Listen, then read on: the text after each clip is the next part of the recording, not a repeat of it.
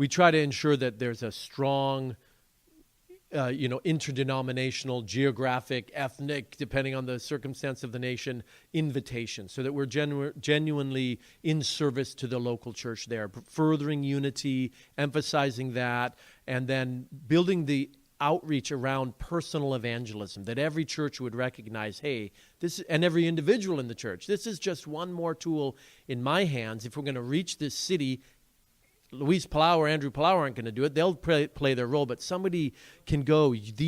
All of us, we're the ones that can reach into the places God has put us and draw people forward to hear the gospel and to respond. And then when they do, they can follow up. Whether they decide to say yes or to wait, it's that relational piece that allows us to keep going, to disciple those who do come, and keep pressing forward in love with those who have not yet bent the knee.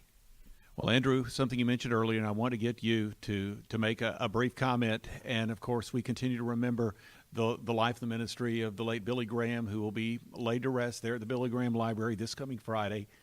I tell you what, when people, there's always been speculation, or at least for the last number of years, about, well, who is going to be the next Billy Graham? Yeah. One name that comes into the discussion, you know what I'm about to say, is your father. Yeah. And so talk about what impact that Billy Graham and his ministry has had on your father and you and your ministry. Wow.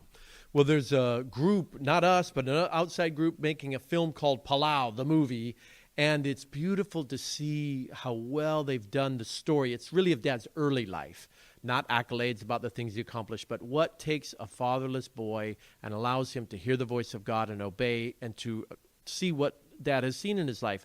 Well, the earliest scene of it is a young boy, 10 years old, my father, listening to the radio, and you hear Mr. Graham's voice and the power of it and the power of the message and the inspiration that came on top of God's calling to Dad's life. That inspired him. And then even more specifically, Mr. Graham along the way brought Dad along, opened doors for him to speak at some of the major conferences of the 80s and the 90s. Dad was able to interpret for him and even gave a significant early launch gift and encouragement about how to run his board of directors, and so much wisdom that he generously shared with Dad. And one of the things that Dad has done in response is he started an alliance of evangelists in many nations. We want to see these alliances in 150 nations by the year 2020 so that we can do likewise. He was generous to share. We should be generous to share.